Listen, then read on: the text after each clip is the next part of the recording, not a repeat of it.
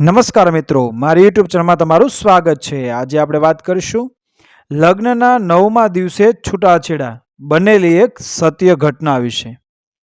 મને એટલું જણાવશો કે તમારે બંને છૂટાછેડા શા માટે લેવા છે?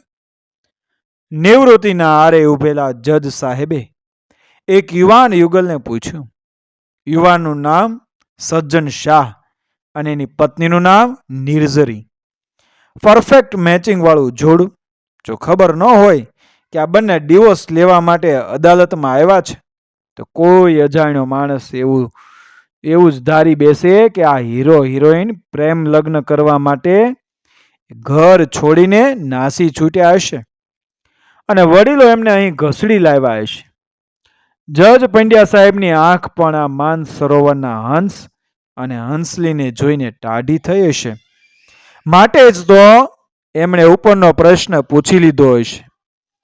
પહેલા જવાબ નિર્ઝરી તરફથી આવ્યો. Ladies always first. બોલવામાં તો ખાસ.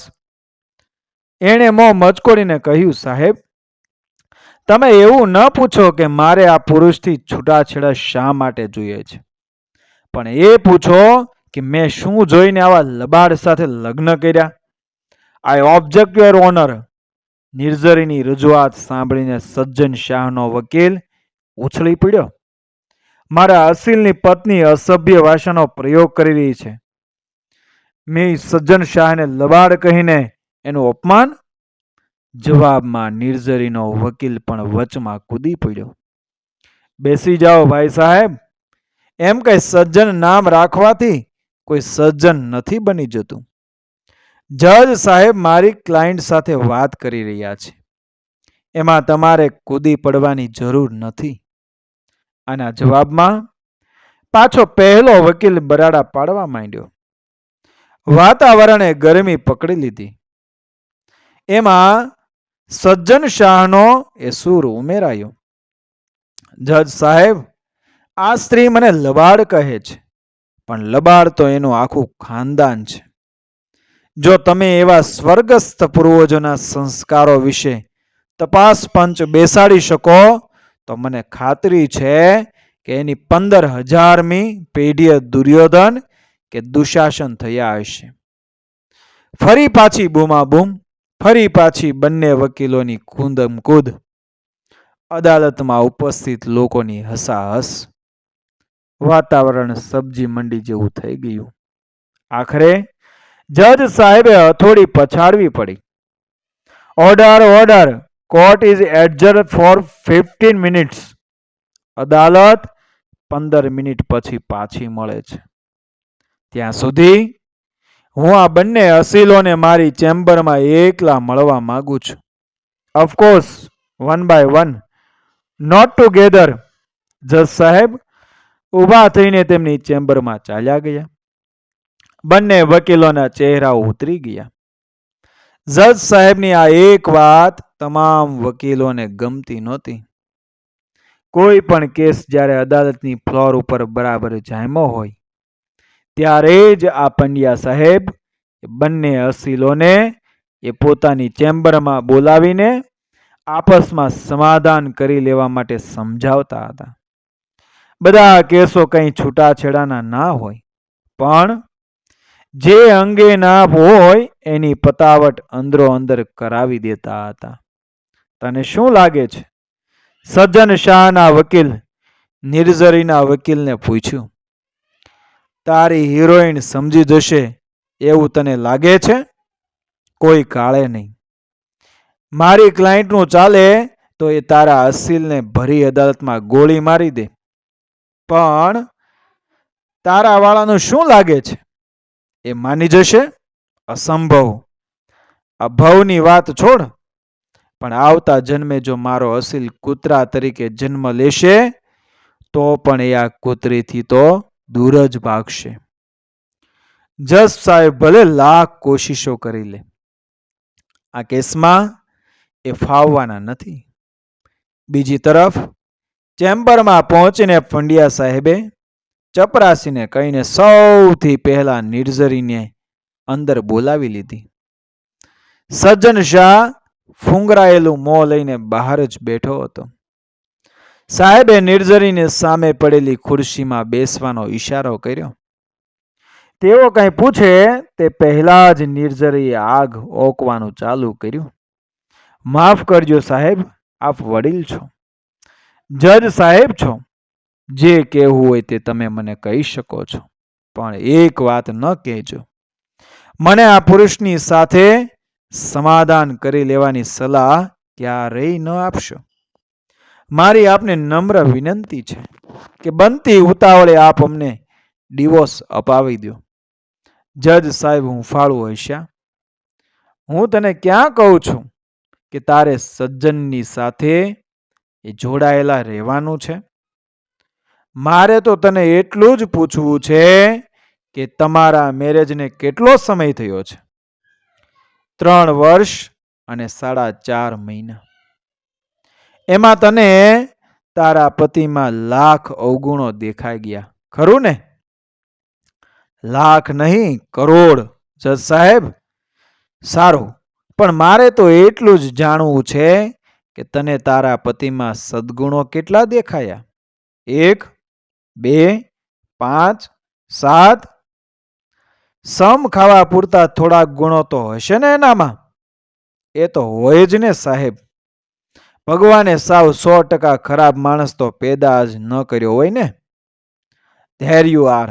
મારે કયા ગુણો એ જાણવું છે. તું મને કહી શકીશ? નિર્જરી વિચારમાં પડી ગઈ. એ માટે તો થોડોક સમય લાગશે સાહેબ.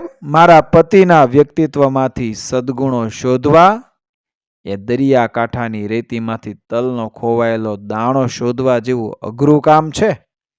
નો પ્રોબ્લેમ. હું તને 7 દિવસનો સમય આપું છું. 8મા દિવસે આપણે ફરીથી મળીએ છીએ, આ જ ચેમ્બરમાં. તું બોલજે, હું સાંભળીશ. હા, અને 9મા દિવસ તમે અમારા છૂટાછેડા મંજૂર રાખશો. ઠીક છે. નિર્જરી આત્મવિશ્વાસપૂર્વક ઉઠીને ચાલી ગઈ.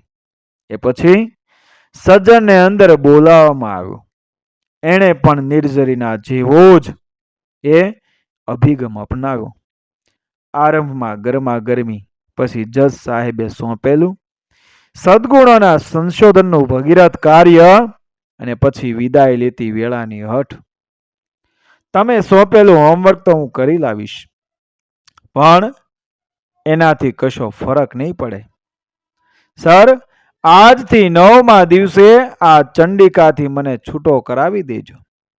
સતત 7 દિવસો લગી સંબંધોના દરિયા ઉલેચીને નિર્જરીએ અને સજ્જને જે કંઈ રત્નો હાથ લાગ્યા તે કાગળના પડીકામાં લઈને હાજર થઈ ગયા.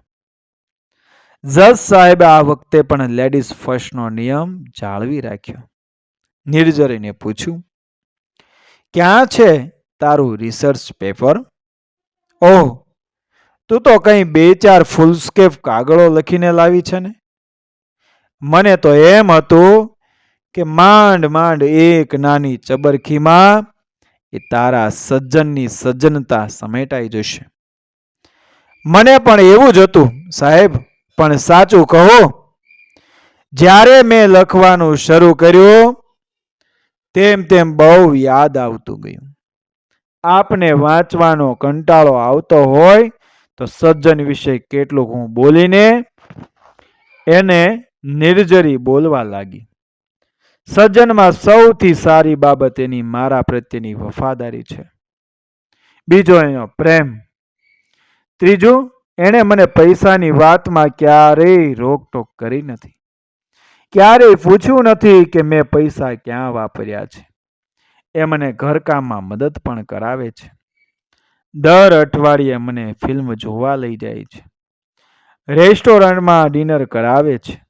મારી બર્થડે ઉપર મને સરપ્રાઈઝ ગિફ્ટ પણ આપે છે. ત્યારે હવે ખૂટે છે શું? એ ગુસ્સો બહુ કરે છે. વાત વાતમાં મારાથી એ રિસાઈ જાય છે.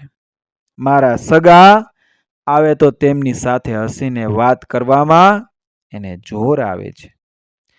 ક્યારેક મને એવું લાગે છે કે એની ઓફિસના કામમાં એ વધુ પડતો સમય આપે છે. હું ફરિયાદ કરું છું, તો એ ઝઘડી પડે છે. બેટા, તારા સંસારના નામાનું જમા ઉધાર જાણ્યા પછી મને તો એવું લાગે છે કે સજ્જન જેવો પ્રેમાળ પતિ ભાગ્યે જ કોઈને મળે.